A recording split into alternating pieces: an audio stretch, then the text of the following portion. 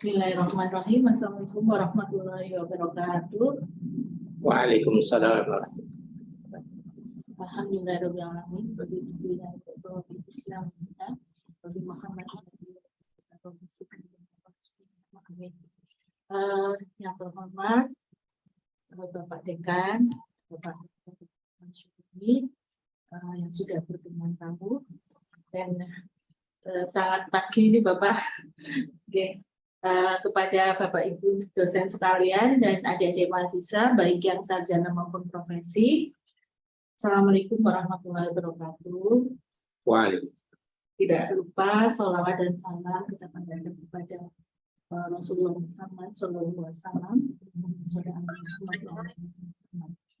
Baiklah, untuk menyingkat waktu karena sudah pukul 7, kita akan melakukan kajian Jumat pagi seperti biasanya, dan nanti sambil menunggu sumber Dr.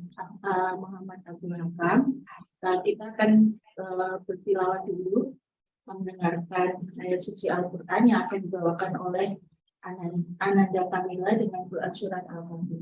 Kepada beliau dipersilakan.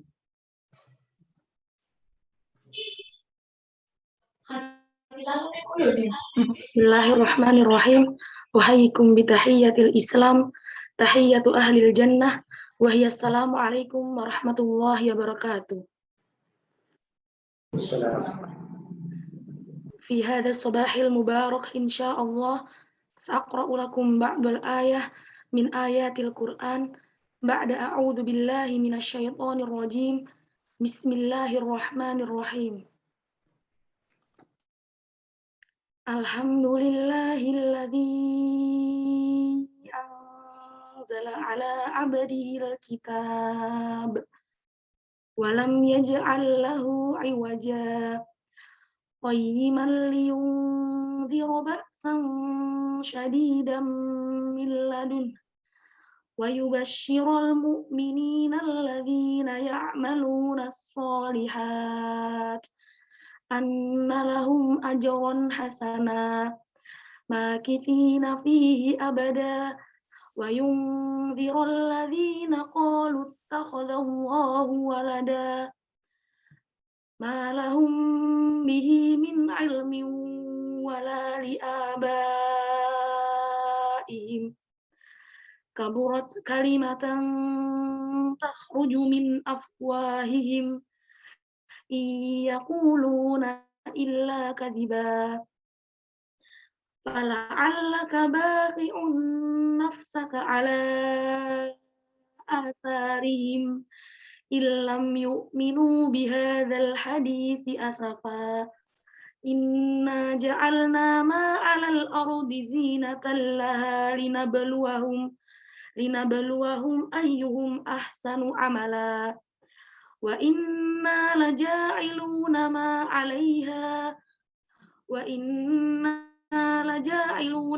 'alaiha sa'idan juruza am hasibata anna ashabal kahfi war-raqimi kanu min ayatina ajaba id awal fityatu ilal kahfi faqalu rabbana atina min ladunka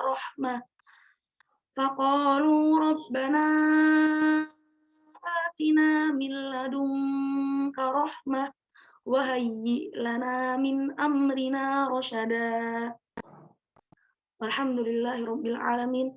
Assalamualaikum warahmatullahi wabarakatuh. Waalaikumsalam warahmatullahi wabarakatuh. Untuk selanjutnya adalah sambutan kepada beliau Bapak Dekan, Bapak Dr. Masyumi, dipersilakan Bapak. Assalamualaikum warahmatullahi wabarakatuh. Waalaikumsalam. Alhamdulillah rabbil alamin. Wa bihi nasta'inu ala umuri dunya waddin. Wassalatu wassalamu ala asyrafil anbiya wal mursalin wa ala alihi wa sahbihi ajma'in. Wala haula wala quwwata illa billahil aliyyil azim.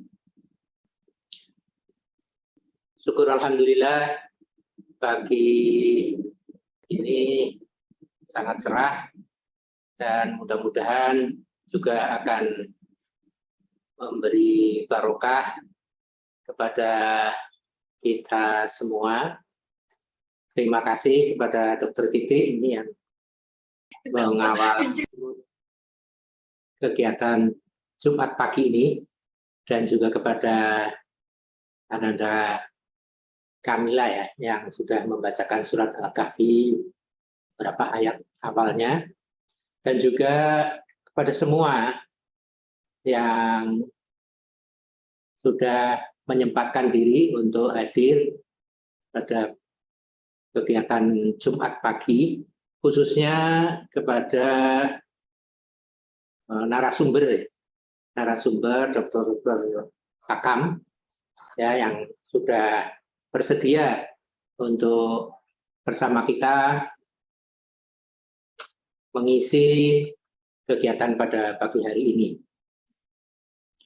Ya, ini saya kira sudah berjalan sekian lama dan mudah-mudahan dapat terus dilanjutkan dan dapat memberi manfaat, barokah, dan tentu tambahan ilmu bagi kita semua yang dapat menjadi catatan amal baik serta mendapat ridho dari Allah Subhanahu wa Ta'ala. Dan sebagai lembaga pendidikan, saya kira memang di Fakultas Kedokteran tidak hanya khususnya di FKUMP, tentu tidak hanya kita belajar hal-hal yang bersifat teknis medis, namun juga tentu hal-hal yang lebih luas lagi, khususnya yang menyangkut pemahaman kita tentang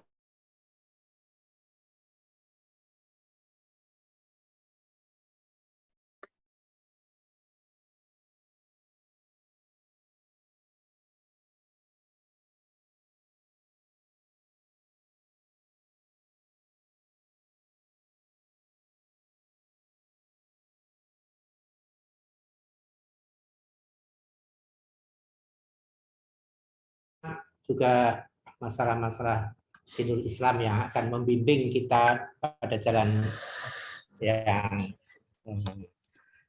memberi jalan keselamatan, baik itu untuk kehidupan di dunia maupun yang lebih utama juga untuk kehidupan kelak di hari kemudian. Saya kira demikian yang bisa saya sampaikan.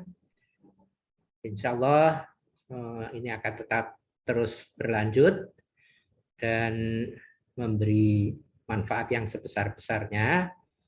Billahi taufiq wal hidayah. Assalamualaikum warahmatullahi wabarakatuh.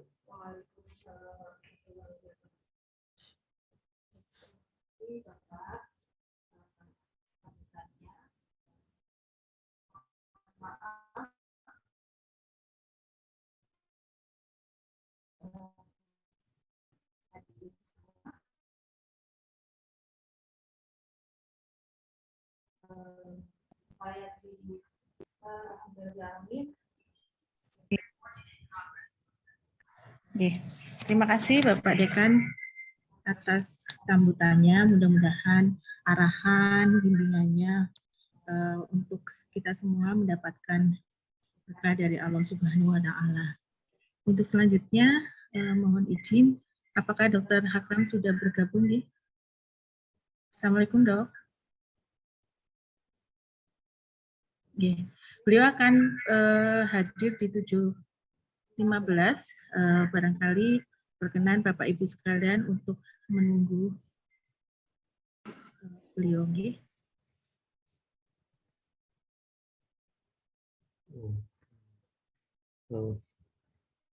Ya, sambil menunggu pengisi ya pemateri Dr. Hakam. Bapak Dekan, terima kasih. Beliau juga ahli ginjal, Bapak. Beliau adalah expert di bidang anatomi. Sambil menunggu Dr. Hakam, mohon Bapak Ibu berkenan untuk tetap join di Zoom.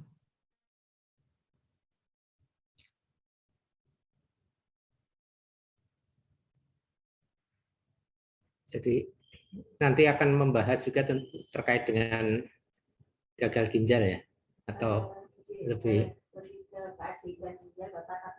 ya, tentang Dokter Hakam juga spesialis ini ya, penyakit dalam toh ya, sehingga saya kira tentu kalau nanti ada yang juga selain tentu keajaiban itu yang merupakan karunia Allah yang luar biasa. Saat ini kita memang menghadapi kondisi yang cukup mengagetkan ya. Adanya kasus-kasus gagal ginjal terutama pada anak ini yang belakangan kalau menurut informasi saya kira secara nasional sudah lebih dari 140 anak yang meninggal ya dari sekian ratus penderita. Nah, mudah-mudahan ini juga menjadi pengingat bahwa walaupun tentu ginjal itu sangat luar biasa karunia dari Allah, tapi ada juga hal-hal yang mungkin perlu kita perhatikan. Dan pada akhir-akhir ini juga ada beberapa kondisi anak-anak yang menderita gagal ginjal. Ya, mungkin tidak hanya anak-anak, tapi juga pada orang dewasa ada beberapa bahan atau substansi yang juga dapat mendorong terjadinya gangguan pada ginjal ya, yang mulai dari ya mungkin atau acute kidney injury itu seperti pengawalan, mungkin juga sebagian besar memang dapat mengalami recovery, dapat juga berlanjut chronic kidney disease ya. Itu mungkin yang terlihat. Oh ya, monggo silakan Dokter Hakam. Terima kasih sekali kami atas nama dari keluarga besar Fakultas Kedokteran UMP mengucapkan banyak terima kasih. Semoga nanti memberi manfaat yang bagi kami dan Alhamdulillahirrahmanirrahim. Dr. Hakam sudah tahu di Zoom. Terima kasih Bapak atas pengantarnya. Tidak panjang lebar kiranya karena Dr. Hakam masih banyak kesibukan. Izinkan mungkin sedikit memperkenalkan beliau. Dr. Muhammad Abdul Hakam, spesialis penyakit dalam Inasim, adalah salah satu dari Kepala Dinas Kota Semarang, dan beliau juga mengajar di beberapa institusi pendidikan. Kepada beliau Dr. Hakam, monggo Dok, kami persilahkan. Nggih, matur nuwun Bu Dr. Titi. Bismillahirrahmanirrahim. Assalamualaikum warahmatullahi wabarakatuh. Raditu billahi robba wa bil islami dina wa bi Muhammadin nabiyya wa rasula rabbi zidni ilma wa rahmah. Mohon diizinkan sudah. Pagi ini kami diberikan materi yang menurut saya cukup cukup susah ini untuk menjelaskan kepada Bapak Ibu sekalian.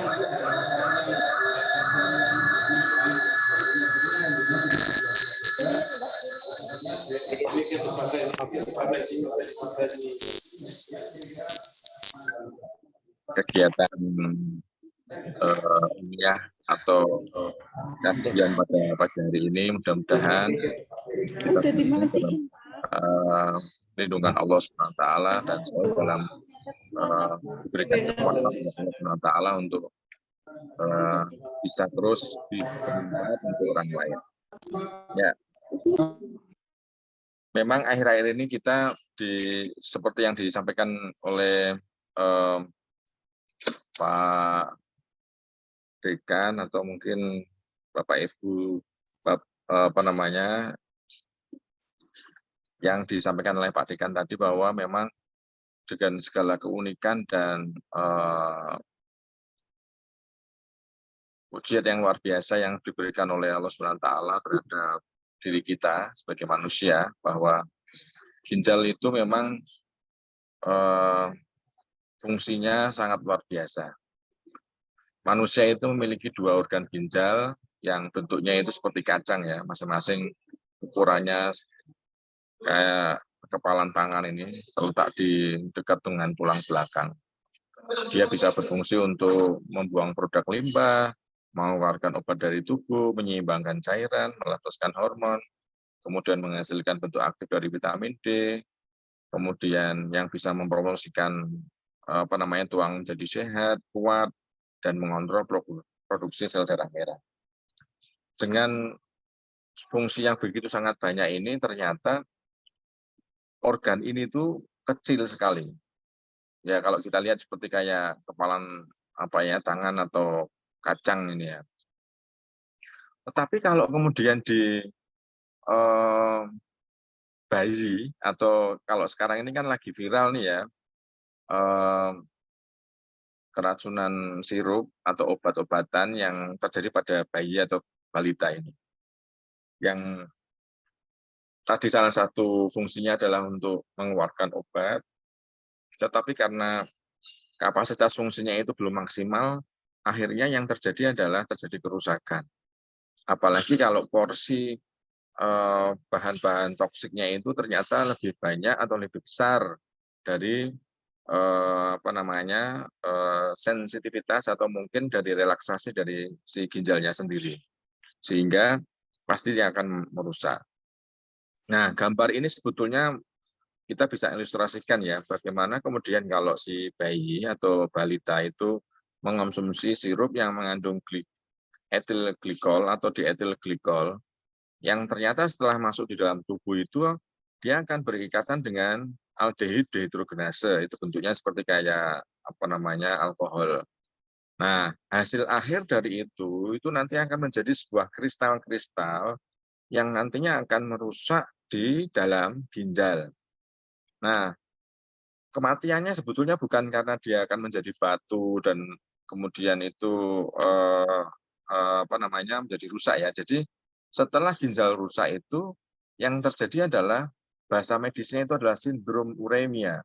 Sindrom uremia itu ada asidosis metabolik, hiperkalemi, kemudian ada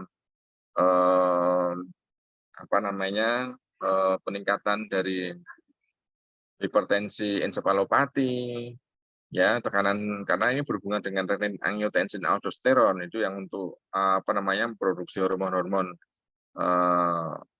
yang membuat pembuluh darah itu dia melonggar atau mungkin menyempit dan lain sebagainya. Nah, hal-hal ini yang kemudian hiperkalemi, kalau dia itu jumlahnya atau kaliumnya tinggi, kalau jumlahnya terlalu tinggi pasti akan mengakibatkan jantungnya akan kerjanya kencang sekali, cepat sekali. Asidosis mengakibatkan stabilisasi daripada sel-sel yang ada di dalam tubuh itu sudah pasti akan terganggu. Nah, ini yang akhirnya membuat sindrom uremi yang membuat kematian yang ada di dalam si bayi ini. Nah, ini dia cara kerjanya. Tadi sudah kita lihat nih. Di ginjal itu ada sel-sel kecil namanya sel nefron. Jadi kalau kita lihat dari mulai proses, jadi dia itu bentuknya itu ada yang di luar namanya korteks, yang di dalam bentuknya namanya medula. Setiap sel-sel yang ada di ginjal itu namanya nefron. Nefron ini terdiri ada glomerulus, ada arterinya, ada venanya, yang biru ini vena, yang merah ini adalah arteri. Bagaimana kemudian dia ini membuat memfilter setiap makanan-makanan yang masuk ke tubuh. Nah, ini semuanya bisa kita lakukan. Ini semuanya ginjal ini bisa bekerja dengan sangat baik ketika memang fungsi korteknya bagus, medulanya bagus, pembuluh darahnya oke, semuanya itu akan bisa bekerja, atau fungsi-fungsi yang tadi kita sampaikan itu bisa bekerja dengan baik. Jadi apa namanya, setiap ginjal terdiri dari sekitar 1 juta unit penyaringan yang disebut nefron tadi. Jadi saringan-saringannya itu namanya nefron. Setiap nefron memiliki filter yang disebut glomerulus dan tubulus. Nah, ini yang apa namanya kemudian membuat makanan yang kita konsumsi yang mengandung racun itu bisa difilter, kemudian disaring. Ada yang kemudian bersih, ada yang kotor, dibuang gitu.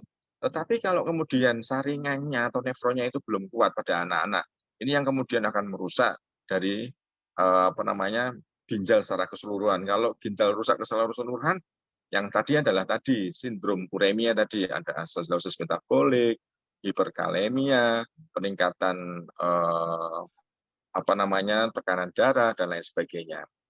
Kemudian di slide selanjutnya, gejala pada penyakit ginjal 1, mulai dari karena kalau tidak bisa kencing atau kencingnya berkurang, pasti pembengkakan, ya, meningkatnya kebutuhan apa namanya BAK, darah dalam urin, ya, karena kalau rusak ini, kalau tadi ada kristal, ada batu, apalagi itu pasti mungkin belum tampak merah, tapi kalau di mikroskop dia akan banyak eritrositnya yang di dalamnya.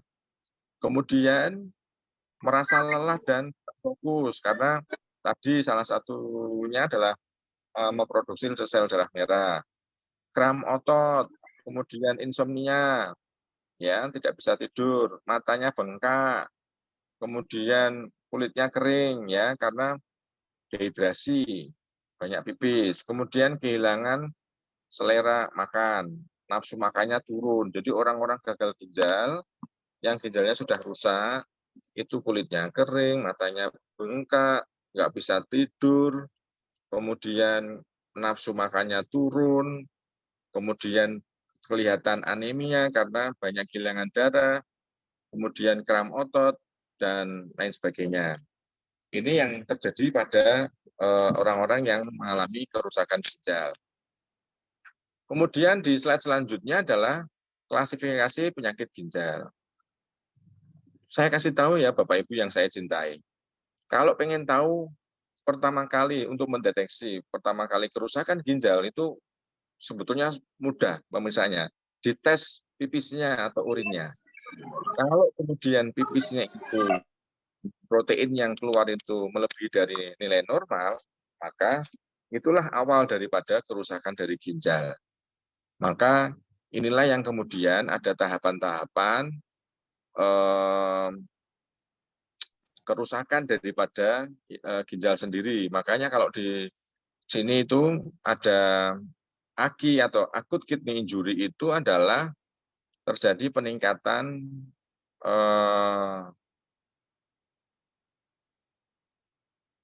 kreatinin ya antara 0,3 sampai dengan 2 ya atau terjadi oliguri atau kencingnya itu sudah mulai berkurang. Tetapi kalau CKD ini sudah filtrasinya itu sudah minimal, dia belum GFR-nya atau glomerulus filtration rate-nya atau di dalam dia itu menyaring itu yang normalnya itu harus di atas 60. Ini ternyata kalau pada orang-orang yang sudah kriteria itu gagal ginjal itu nilai filtrasinya yang dia itu saring itu sudah di bawah 50 bahkan. Dan juga didukung oleh teman-teman secara resmi kami. Nah, kerusakannya kalau sudah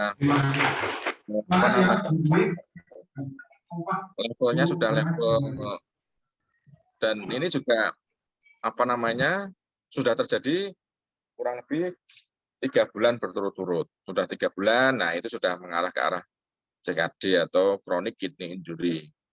Kemudian kalau masih ada misalnya dia kena leptospira, dia memang ada kenaikan ureum kreatinin. Leptospira itu infeksi bakteri yang disebabkan karena kuman leptospira yang biasanya pada hewan pengerat, misalnya kayak tikus itu bisa juga mengakibatkan pipisnya berkurang karena terjadi reaksi inflamasi yang ada di pembuluh darah di ginjal, sehingga mengakibatkan penurunan kapasitas fungsi daripada ginjal sendiri. Di slide selanjutnya, bagaimana kemudian kita menjaga supaya ginjal kita itu tetap sehat? Kita harus selalu ukur tekanan darah kita, ya, menjaga kesehatan ginjal. Kemudian minum air putih, ya, biasakan. Jangan yang berwarna terus-terusan, apalagi yang mungkin kadar gulanya tinggi dan lain sebagainya. Kemudian kurangi garam, ya, karena garam ini dia akan bisa meretensi air sehingga kandungan air yang ada dalam tubuh itu semakin tambah banyak, kerja jantung meningkat serta ginjal. Kemudian pilihlah makanan-makanan yang sehat untuk jantung ataupun yang sangat sehat untuk tubuh kita. Kemudian kontrol kadar gula darah serta bagaimana kemudian kita itu bisa menjaga seluruh dari badan kita, terutama keseimbangan yang ada di dalam tubuh kita. Karena saya yakin dengan kita bisa mengontrol kesehatan yang ada di dalam tubuh kita, insya Allah organ-organ vital, organ-organ dalam, jantung, paru, ginjal, dan lain sebagainya itu juga pasti akan menjadi sehat walafiat. Nah, sekarang kebanyakan orang itu kalau penyakit-penyakit kronik memang disebabkan karena diabetes, hipertensi. Tapi yang sifatnya akut biasanya ya karena yang sekarang baru viral ya, ada obat-obatan yang bisa menyebabkan kerusakan di ginjal yang tadi sudah saya sampaikan. Kalau berhubungan dengan ethylene glycol atau kandungan di ethylene glycol yang terlalu banyak di dalam tubuh, itu bisa menyebabkan kristal. Kristal ini yang kemudian bisa merusak sel-sel ginjal. Slide selanjutnya. Nah, di dalam Al-Quran sendiri sudah disampaikan kewajiban menjaga kesehatan dalam Al-Quran yaitu dan hadis diriwayatkan dari Imam Muslim bahwa sungguh badanmu memiliki hak atas dirimu. Artinya ya kita harus benar-benar kita harus bisa mengontrol, kita harus bisa melindungi tubuh kita. Kita sendiri yang bisa melindungi tubuh kita dari berbagai kegiatan, kesibukan kita, pola makan kita, dan lain sebagainya. Di dalam surat Al-Baqarah ayat 195 juga disampaikan, dan janganlah kamu menjatuhkan dirimu dalam kerusakan. Ya, kerusakan itu ya artinya kita tidak pernah mengistirahatkan tubuh kita terlalu diet, terlalu ketat, atau malah justru makannya terlalu over. Nah, ini juga harus hati-hati.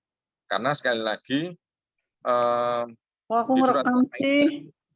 Di surat Al-Maidah, Aku ngerekam.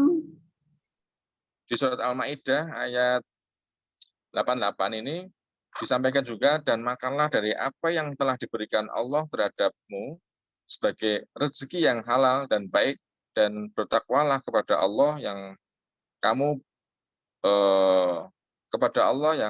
beriman kepadanya. Artinya insya Allah mudah-mudahan kalau ini bisa kita lakukan dengan sangat baik, ya hidup kita teratur dengan gizi seimbang. Jadi pola makan sekarang ini ada bukan 4 sehat 5 sempurna ya, tapi isi piringku.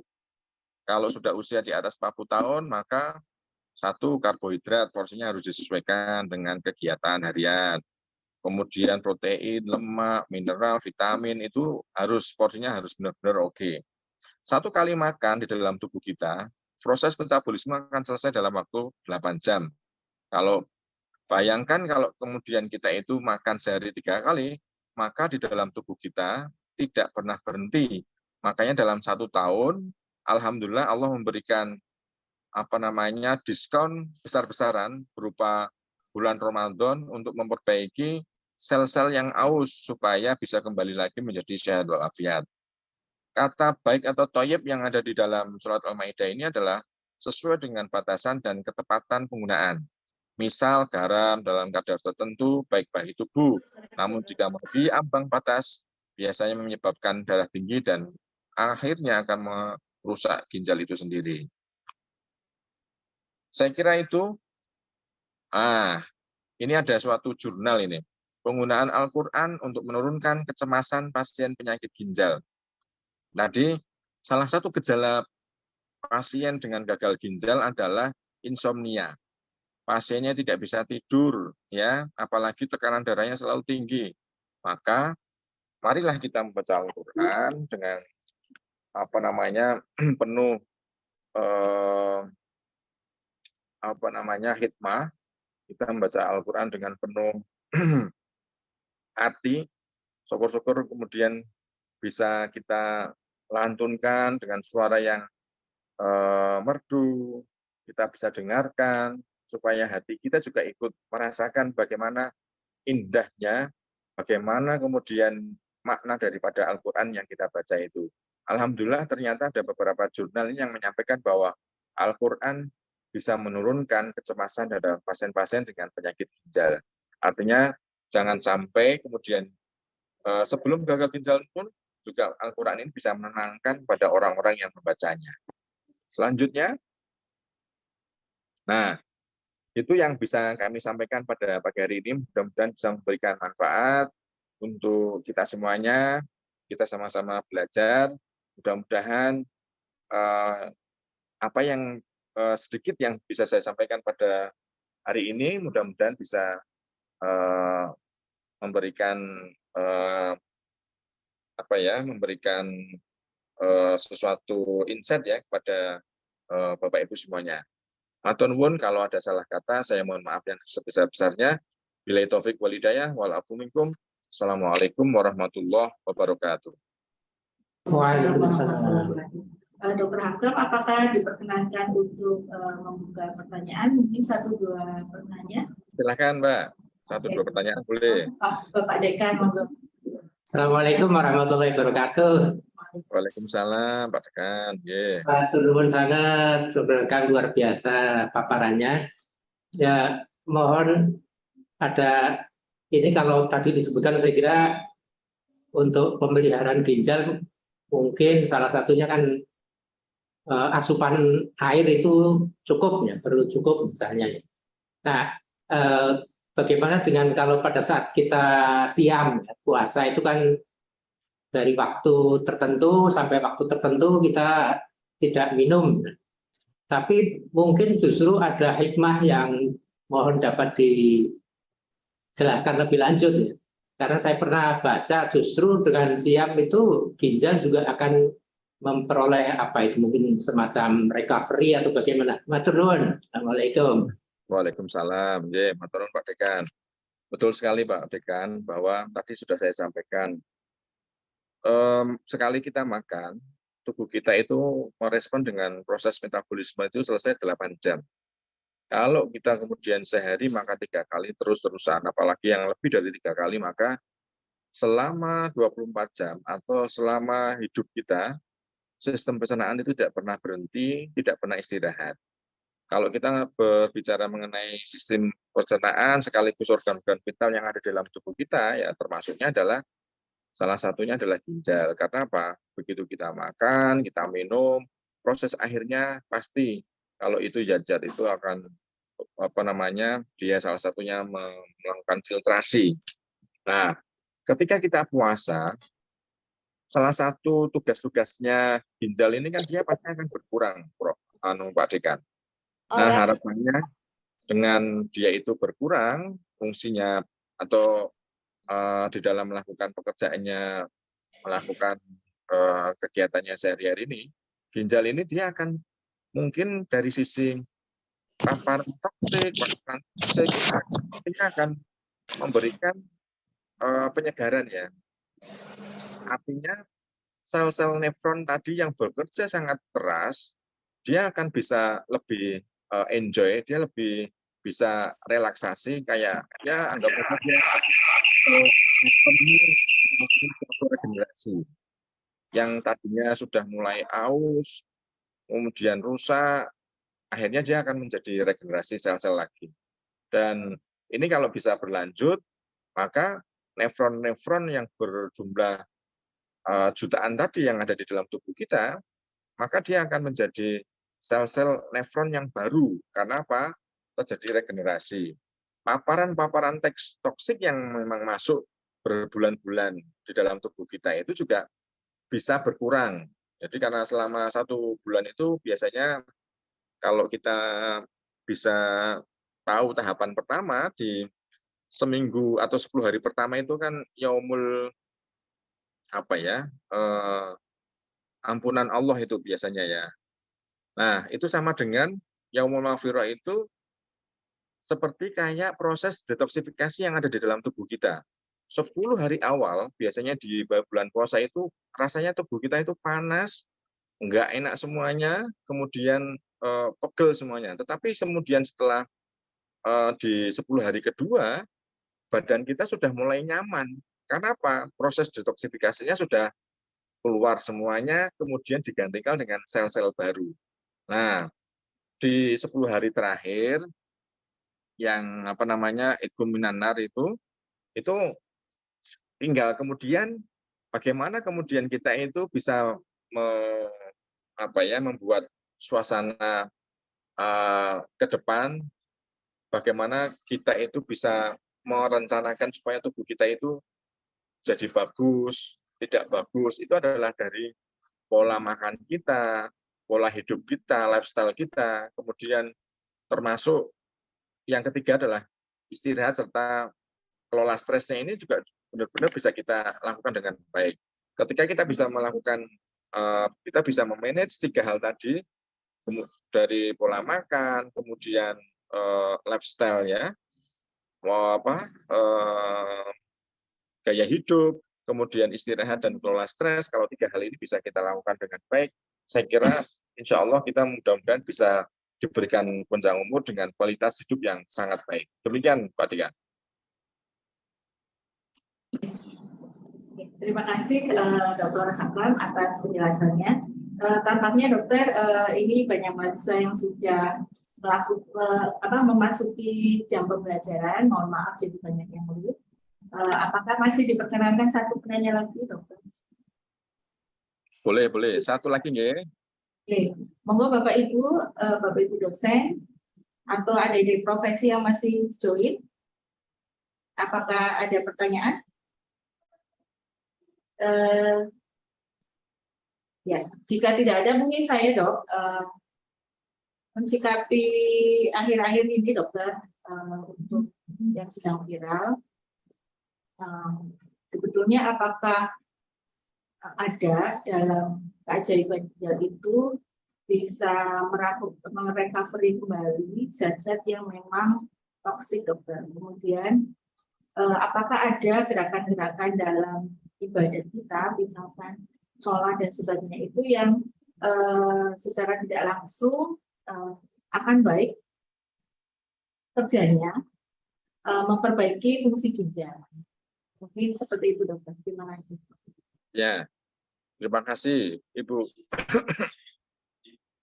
Kita itu sebetulnya pada saat dalam 1 hari ya, gitu, ketika kita bangun tidur, kita dihidupkan lagi sama Allah SWT, kemudian kita mengambil air wudhu, apakah itu untuk qiyamul lail sebelum kita melakukan ibadah sholat subuh, itu adalah dalam rangka juga bagaimana kemudian kita itu bisa meningkatkan organ-organ vital.